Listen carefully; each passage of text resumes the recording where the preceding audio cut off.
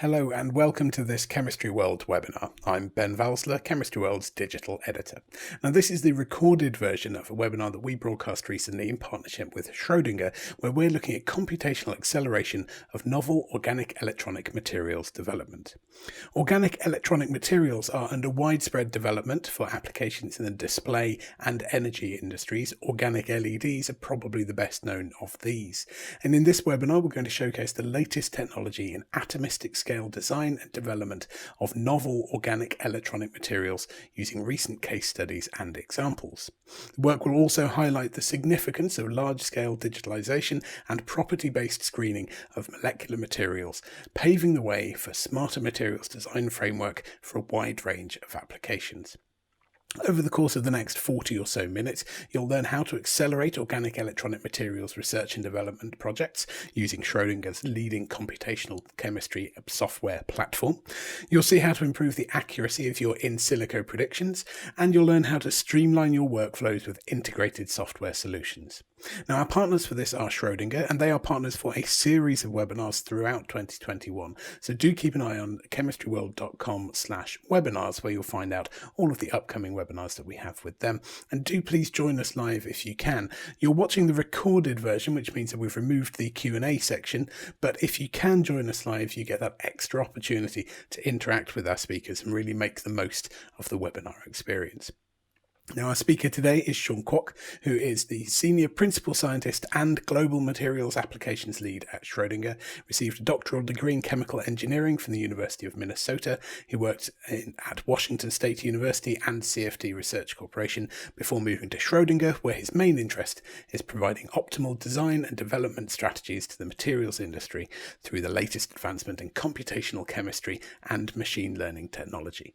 Now, if you do happen to have any questions, then Sean's been kind enough to share his email address at the end of the presentation, so just stick around for that and you'll be able to get in touch with Sean if you'd like to follow up on any of the things that you see during his presentation. But other than that, sit back, relax and enjoy. Thank you for coming back to watch the recording. We hope to see you in person for another Chemistry World webinar. Here's Sean. Thank you very much, Ben. And thank you everyone for joining at this hour. Again, my name is Sean Kwok. I am applications lead at Schrödinger. Today, I would like to talk to you about some latest technology that's been brewed in Schrödinger in the context of accelerating computational development of organic electronic materials, especially the materials that are used in the context of display technology. And here's a quick outlook of my talk. Let's see if it works. Okay, it does. I'll start out with some motivational material, like how important OLED materials are and in the context of chemistry driving that industry. And then I'll showcase with some different strategies of modeling materials that are used in the organic light emitting diode devices. First, starting with the conventional method, then how we can expand this into a larger scale, faster new physics type of things using the latest physics-based simulation and modeling technology, and then how to combine them with the data-driven discovery framework where the data becomes a larger scale. You can actually make more value out of it using different techniques such as machine learning and evolutionary design of materials.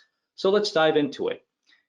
I'm guessing for this audience here today, I don't actually have to convince you OLEDs are important. It's a prominent technology, but it's an interesting observation. Just a few years back, when I tried to assemble this introductory slide, I actually had to scramble through like maybe 2 or 3 phones that are out there, and maybe 1 or 2 brands of TVs that has, OLED marked on it. Now, 1 page of slide isn't even enough to gather all the major brand products here, as you can see over, and then all the wearables that are already out there, the camera technology, the ebooks, the list goes on and on. So definitely from the consumer side of things, you see how fast the OLED market has expanded and how the materials has evolved through with it. And is it just my observation? The numbers say no. The market analysis says it's been rapidly growing and it will grow rapidly through the future and the foreseeable future. And one of the fascinating things about this industry is chemistry is driving. Whenever you see those OLED screens on your TV or phone, That's basically new generation of materials at every layer of those devices when every new generation of products come out. And where chemistry changes, product performance enhances. And that's why new materials development from the chemistry scale is so important to drive the pace of this industry. And knowing the physics, knowing the chemistry of these materials is the key element of being the leader, either as a materials vendor or a manufacturer in this industry. So a lot of people are naturally interested in studying the chemistry and physics of these materials to either optimize their existing solution or come up with a new discovery of materials.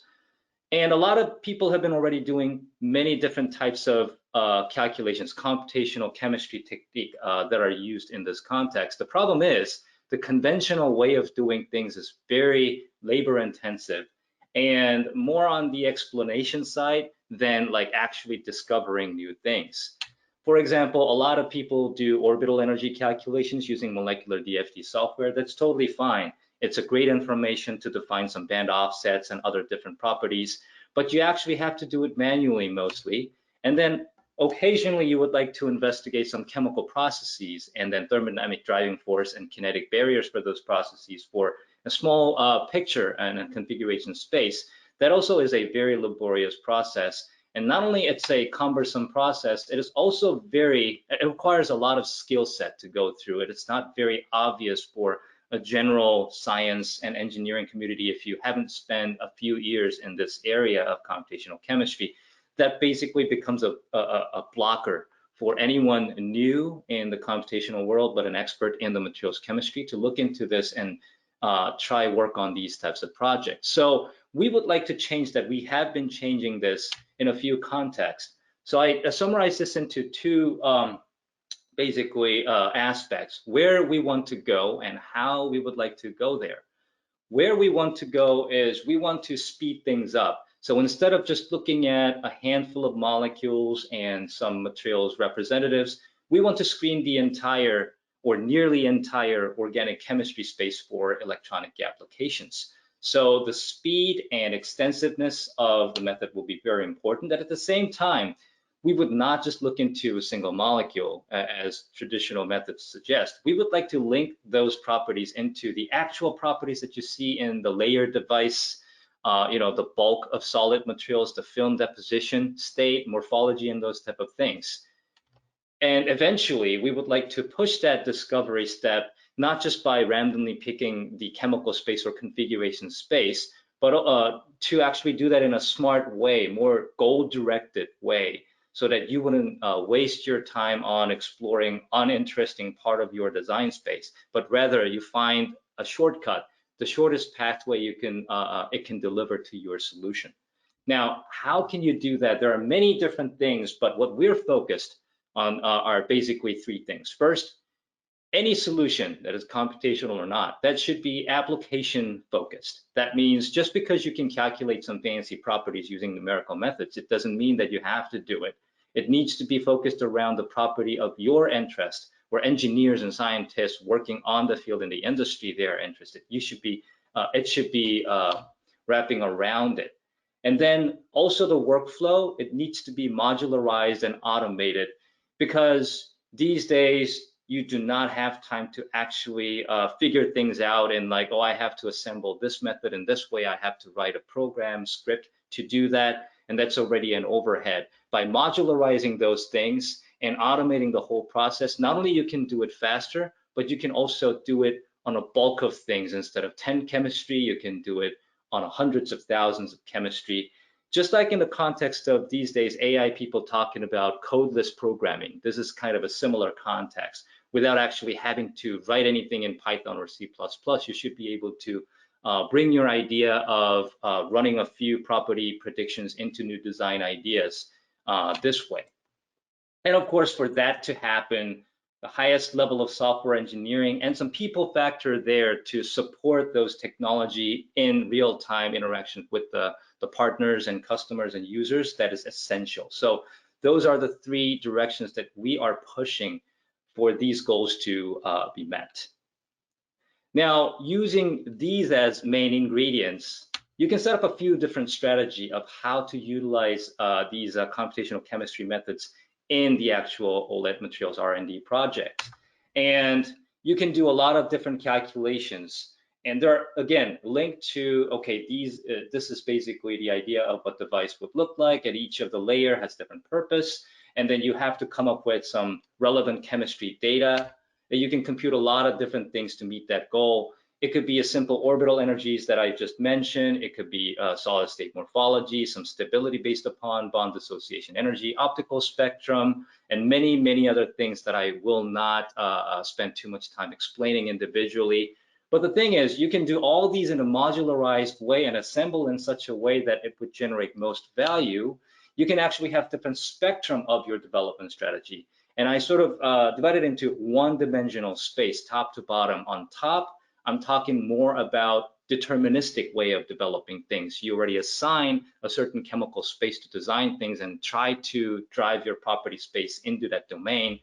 So for example, exhaustive structural enumeration. You have a core, and then you have many R groups to attach.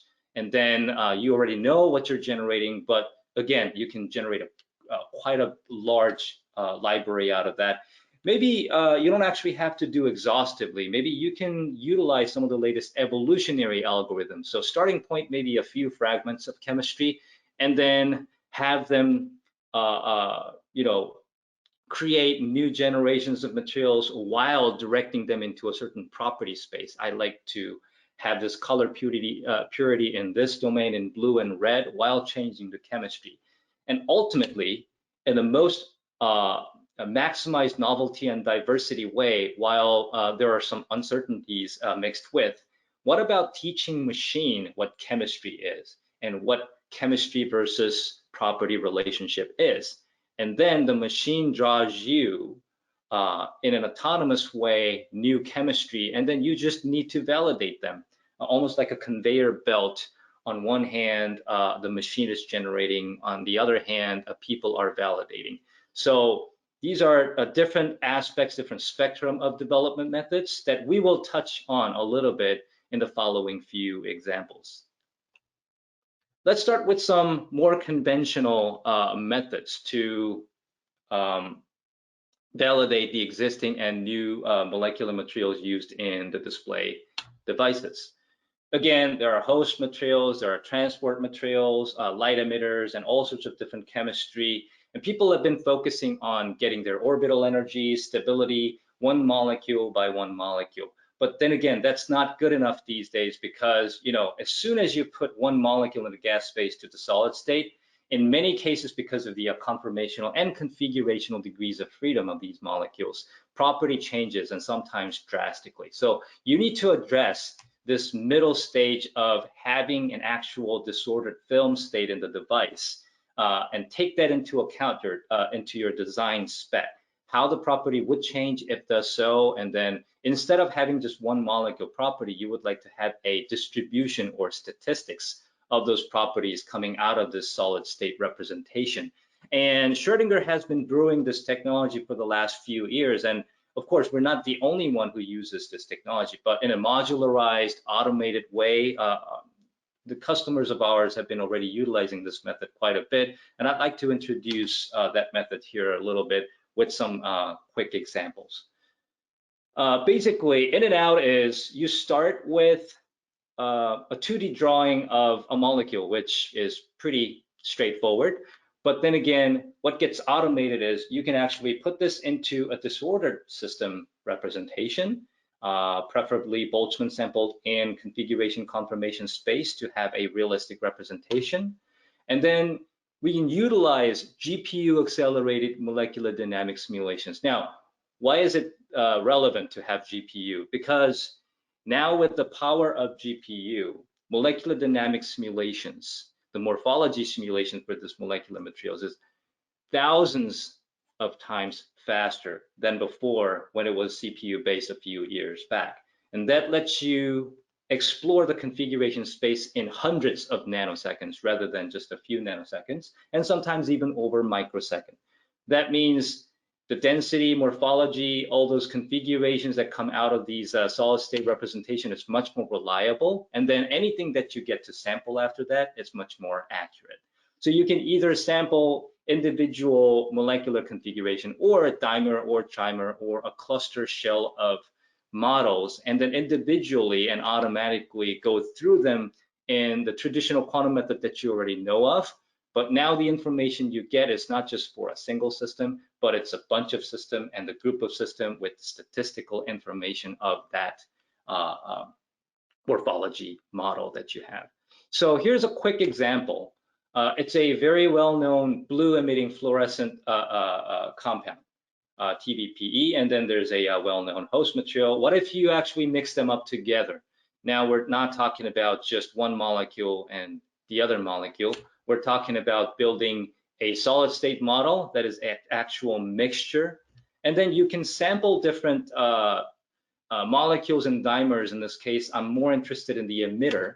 So I could either have a single emitter model sampled from it or host emitter pair that are nearest neighbors within this simulation box, or I can occasionally have this emitter cluster depending on the concentration of the emitter in this host emitter mixture. And then of course, exploring that chance, the driving force of that emitter cluster to actually occur, like how do they actually cluster if they do so? That's another chapter of looking into more MD-based workflow, which I'll not talk too much about here. But let's focus around how we can sample those properties and get some information out of that.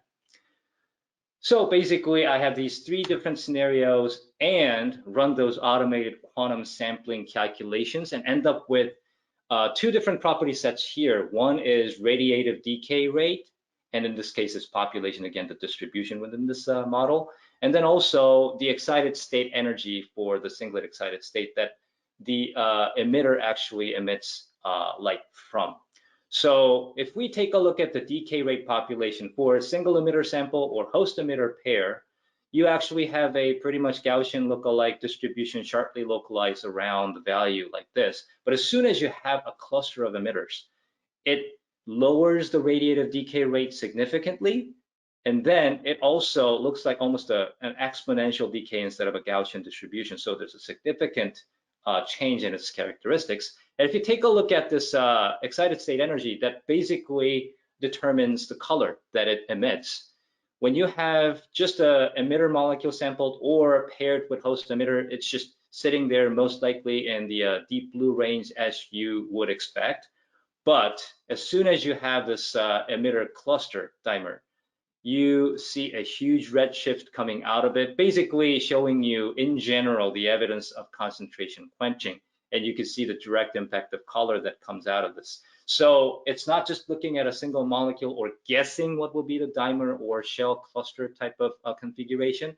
It's a realistic model, solid state model that you sample from, and then all the automated processes to get those data reeled in and then explaining or expecting, predicting what would be the case in those materials mixtures. Now, one additional analysis you can do out of this is to take a look at the charge transfer characteristics. So on the left-hand side, we have the host emitter pair, and on the right-hand side, we have the emitter dimer. Again, on the host emitter pair, during the excitation, it just, so this NTO, natural transition orbital analysis, basically shows where the electron or electrons would move on a certain excited state from to. So basically before and after picture of the electronic or optical excitation. And the emitter host pair, basically the electron sits there during the excitation, so it's a local excitation.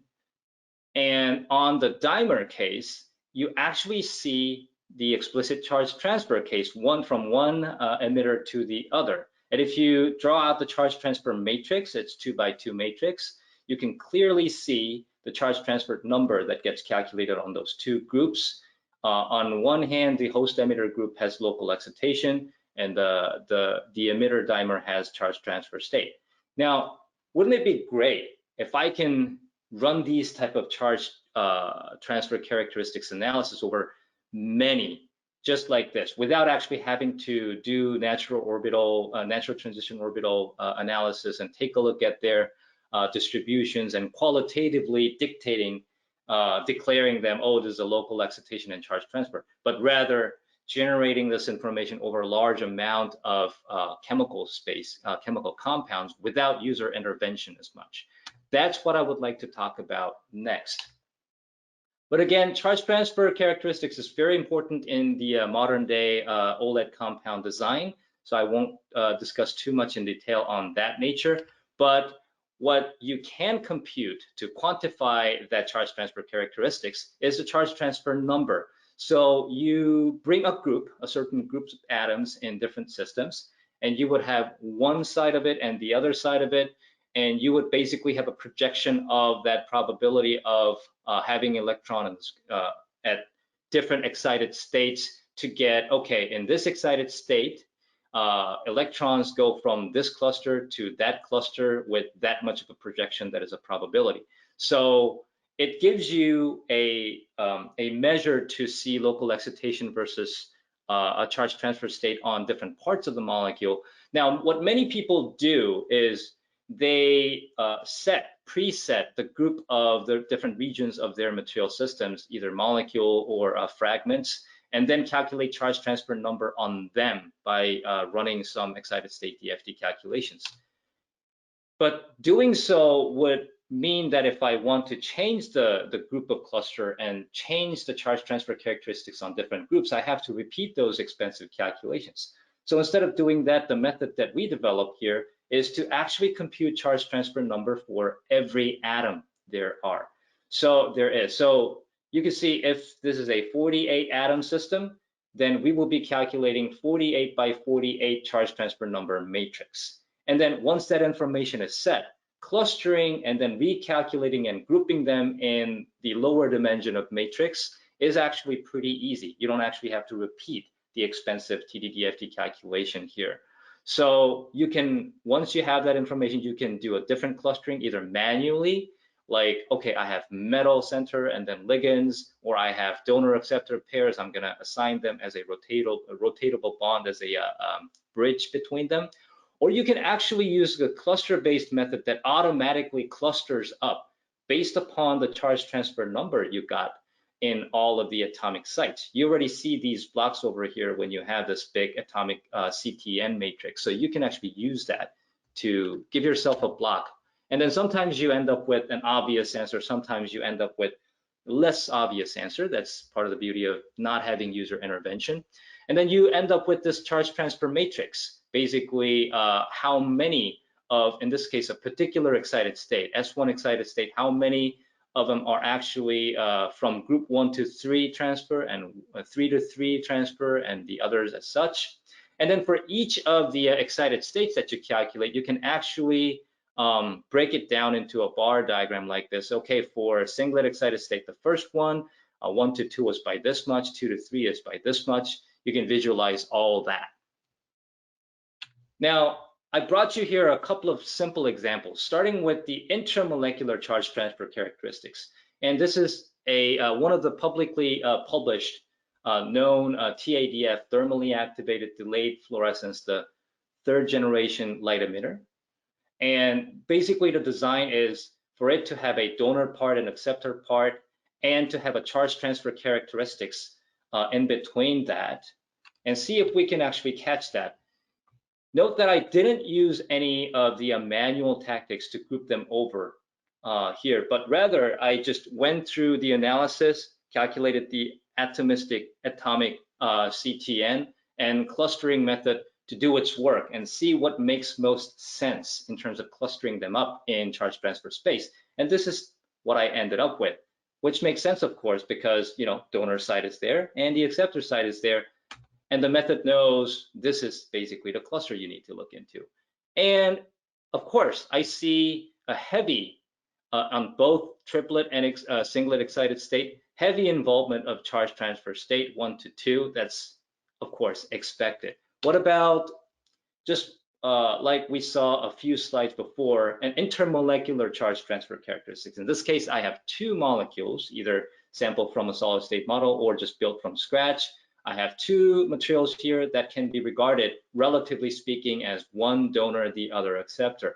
And of course, you can do the same automated clustering here, or in this case, I just did, okay, if you have more than two molecules, I can assign each molecule as the block, and I can draw the same charge transfer matrix, but more importantly, in this case, both transitions happening in triplet and singlet excited states can be drawn in here, and you can see in this particular intermolecular case, the intermolecular transition is happening dominantly at the singlet excited state.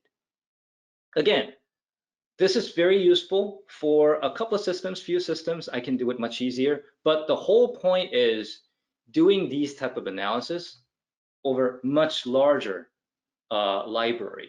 So here's an example that we picked out two different relatively large or larger library of molecules. One set is just a random small 500 plus molecules that does have experimental UV vis data in it, emission data. And the other is the TADF emitter. So TADF emitters, again, the key here is to have a charge transfer characteristics for it to be TADF. That means it's supposed to have a strong charge transfer characteristics. Now, this graph shows you in the x-axis the portion of charge transfer character in the molecule. So on the right-hand side, it's more charge transfer. On the left-hand side, it's more local excitation, and the y-axis is just population. As you could expect, on the randomly selected molecules, it's just, roughly evenly or Gaussian-like distributed over the domain, while the TADF molecules, the known TADF compounds, they are extremely focused around that strong charge transfer characteristics. And these runs, like hundreds of TDDFT runs and automated analysis, you can do it in 2 or 3 days, counting the time you have to spend to draw these figures and then bring them into a story and the slides and all those kind of things. So this is the true advantage. These types of information can be generated in a large volume to give you a storyline.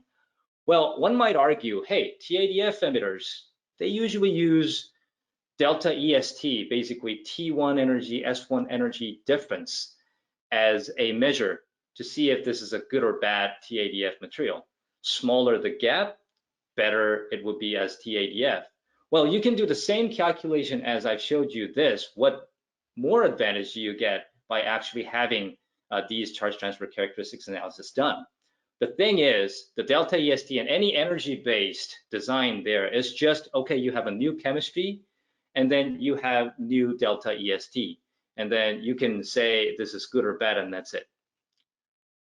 With this, you actually have a picture of a charge transfer linked to the chemistry. So you can see how chemical changes in the structure can affect the character, how good or bad it will be as a light emitter. So you have a chemical context to your design on top of just a singular number, the scalar number that you can use as a validation.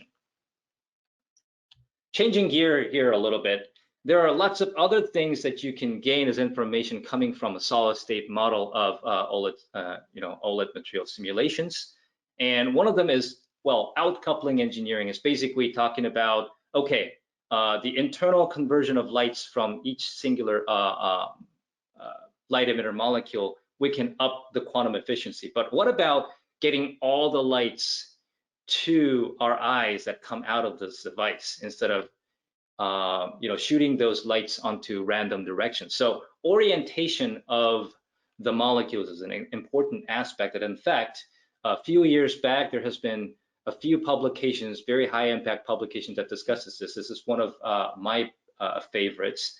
Professor J.J. Kim at Seoul National University, they studied how deposition and their aspect ratio and transition dipole moment direction could be tackled together to give you an idea how orientation and the chemical structure of the light emitters and host could be controlled in such a way that you can see.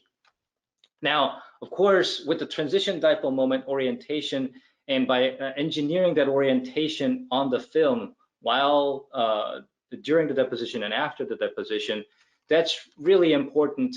And in many different contexts, you can see just host and emitter deposited on host, but it sometimes could be a glass substrate and then the host alignment on it itself. Maybe there's a better way of automating the orientational analysis. That's exactly what we did.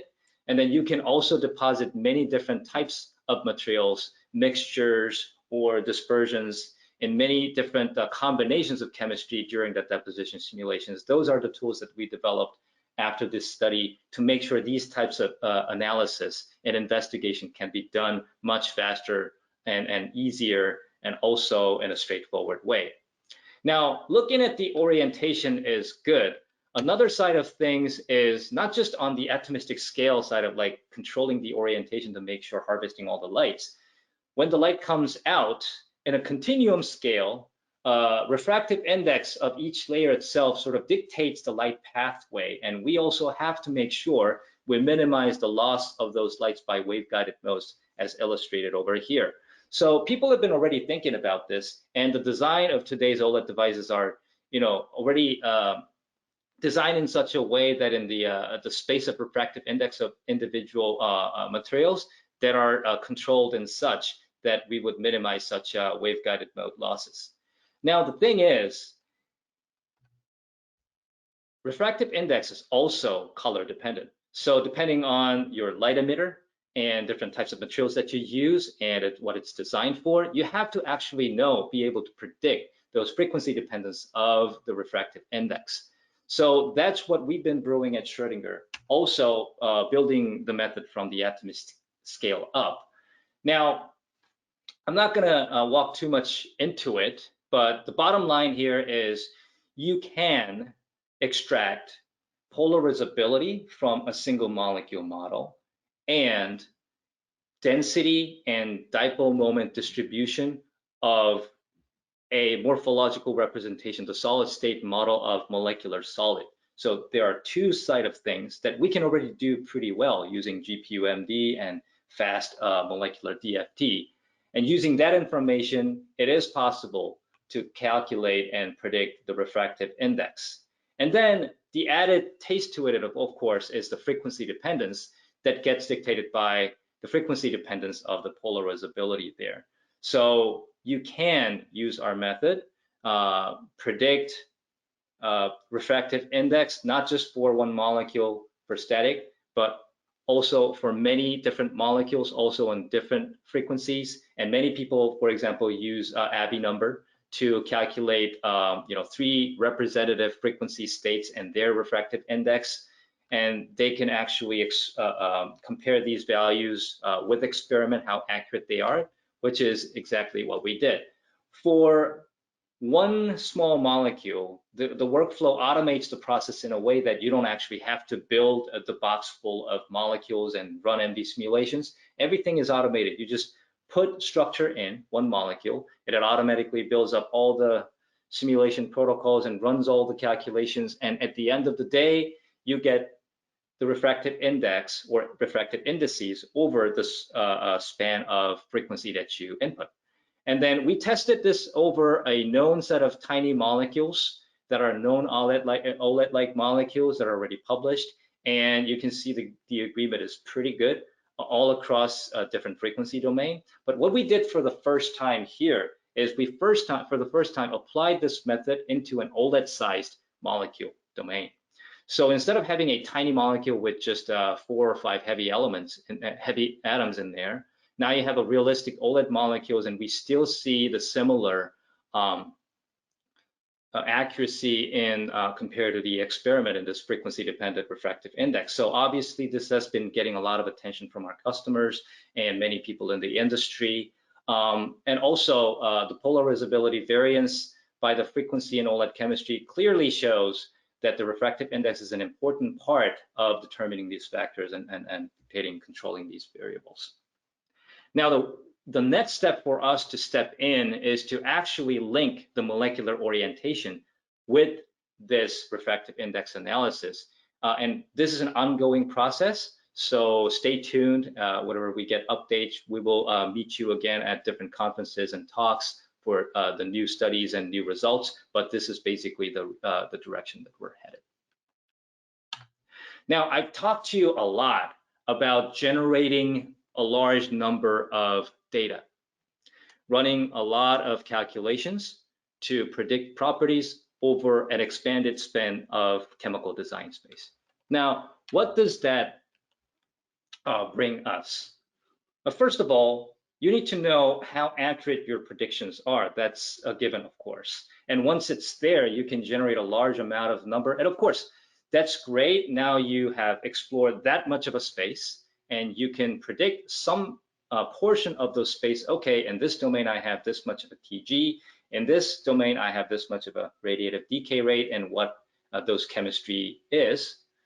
But in turn, as you stack up more and more of these information, you actually end up with design directives that is not just about single data information, the data point that you have, but in the context, maybe you can come up with some design directives with a structure property relationship or machine learning model that would give you a context.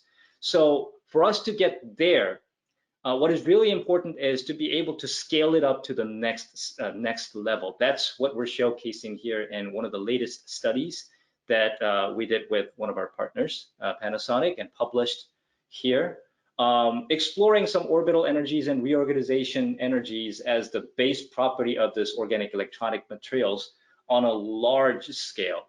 Basically, we ran 250,000 compounds in a similar chemistry space as you see here, calculated all the whole reorganization energies and other properties to check their property domain, consisting a little under 4 million individual DFT calculations, finishing them just a little over 2 weeks.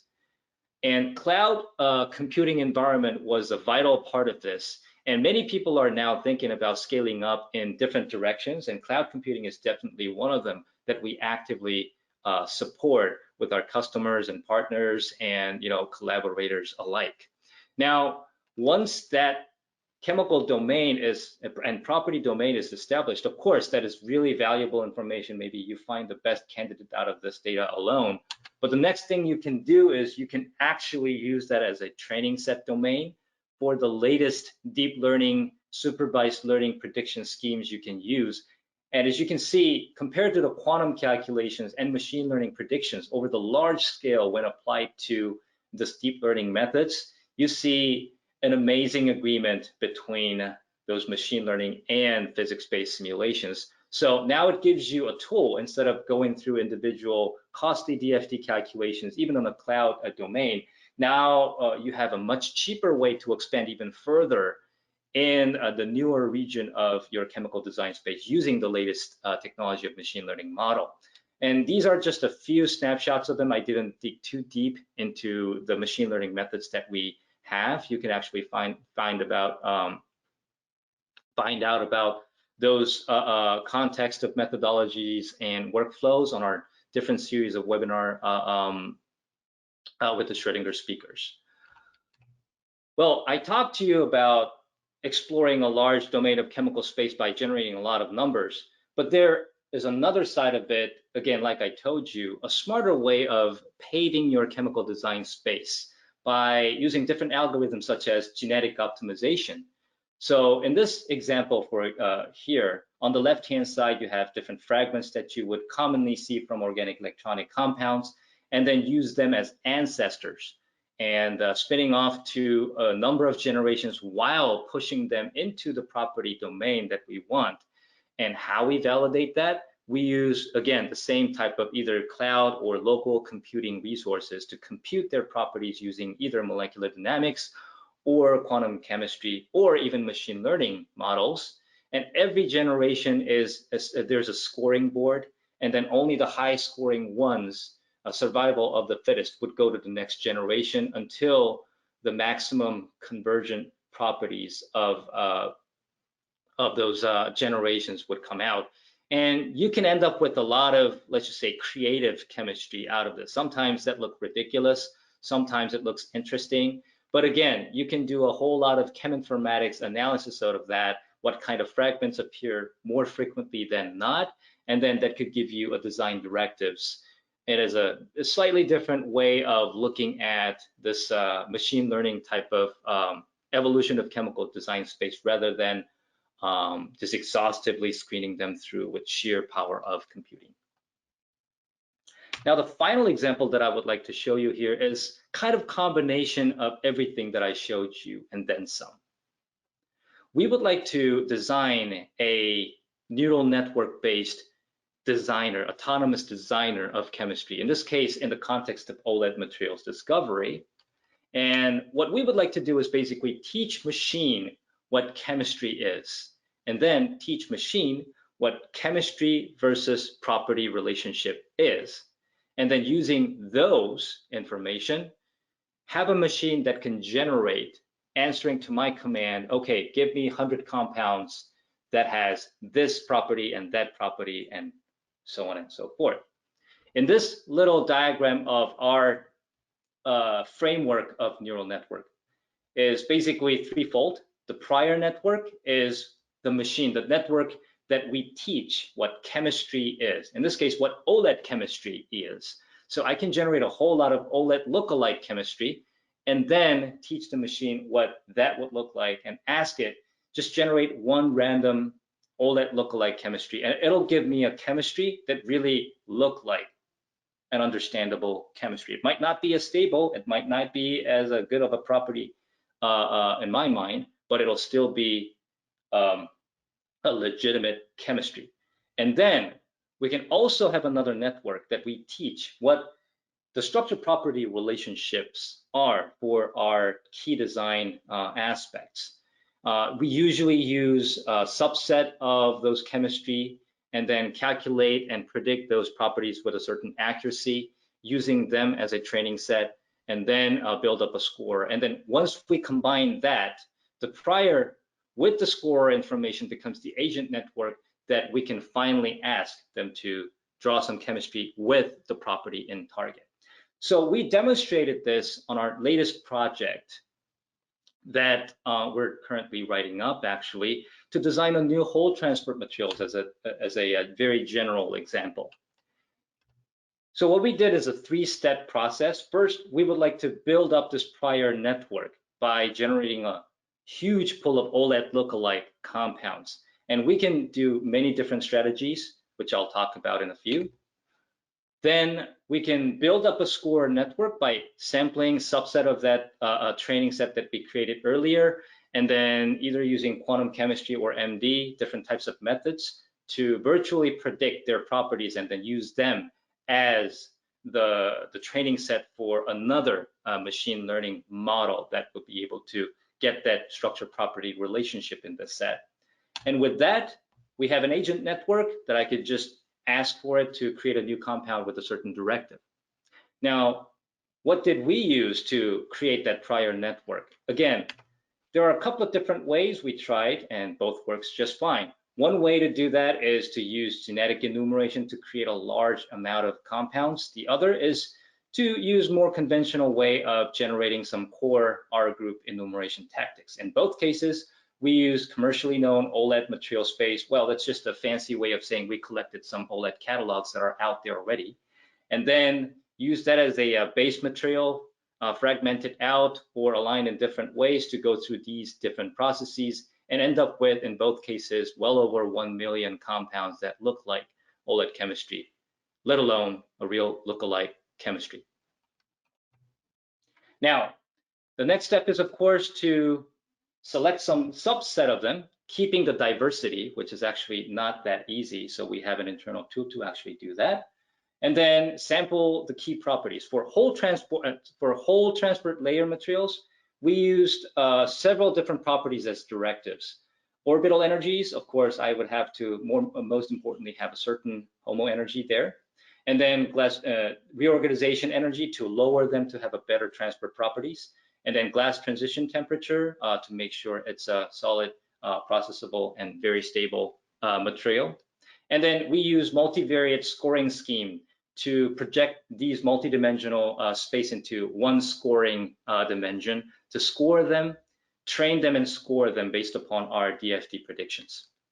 Now, let's cut to a chase. I'd like to show you how our agent network and its design did compared to the random training set chemistry that we entered.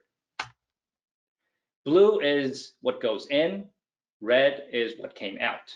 So this is the multivariate, multi-parameter optimization score that we asked the agent network to optimize while generating new chemistry. And you can clearly see the high score one, it gets concentrated on the higher domain when you actually create new design from the generative model. That is expected, that is good. But if we break it down into different properties, that is actually more interesting story here. On the left-hand side, you see the whole reorganization energy itself, the distribution almost looks similar, but designed by the generative model, it's actually enriching the whole reorganization energy to the domain. So it's strengthening that domain. On the LUMO energy, it's not actually improved as much, sort of showing me that, okay, in this particular chemical space, this is already as good as you can get. On the right-hand side, there are more like pushing to the boundaries type of design that agent network came around with. The distribution of HOMO energy, we actually targeted around 5.5 eV. That's basically one of the more successful whole transport materials like NPB has. So that's, you know, closely concentrated around that. It's a good success. And also TG, it was able to actually push almost near the end of the boundary to maximize things. So that was a good example. Now, what can you do? I haven't even shown you what chemistry it kicked out, right? What can you do actually in terms of your own design using those output chemistry? There are actually two different tactics. One tactic is to do a rigorous analysis in cheminformatics domain. What kind of chemical groups are shown more frequently than not, just rather than picking random structures that you get, especially when you get hundreds of compounds out of this. And what you can do is reassemble in an intuitive and straightforward way to keep those property domain and make it still stable and look good enough for your OLED experts. The other side of this is sometimes you actually end up with the raw output of those generative model look pretty solid and new enough chemistry and have a pretty solid properties, plus some other validations like a stability here, chemical stability. It looks pretty good, high enough bond dissociation energy at both ground state and cationic state because it needs to be stable in the whole transport state. So many different tactics we're testing right now and wrapping things up, but it's an exciting opportunity to combine all those physics-based large-scale cloud computing and machine learning, deep learning technologies to pushing this design strategy into an autonomous and a smarter way of designing things on a larger scale. So these are my conclusive remarks. The take-home message is pretty simple. OLED Materials R&D is driven by chemistry, chemical innovation, and computational chemistry is one of the more significant tools that you can and you should use. And it can happen from both sides of things, atomistic-scale physics-based modeling and simulation, scaling them up to find the new design directives while combining them with the data-driven framework that all the latest supervised, unsupervised machine learning tactics, combining them in a smart way so that there will be autonomous discovery framework and design framework for new materials in the organic electronics domain. I'd like to acknowledge core team members of our team at Schrödinger, management, product management, development, application scientists. I'd like to thank them all, and also would like to thank Royal Society of Chemistry for this great venue to communicate with scientists and engineers over the world. And especially thank you for joining at this hour. Thank you very much. I'd love to take any questions from the audience.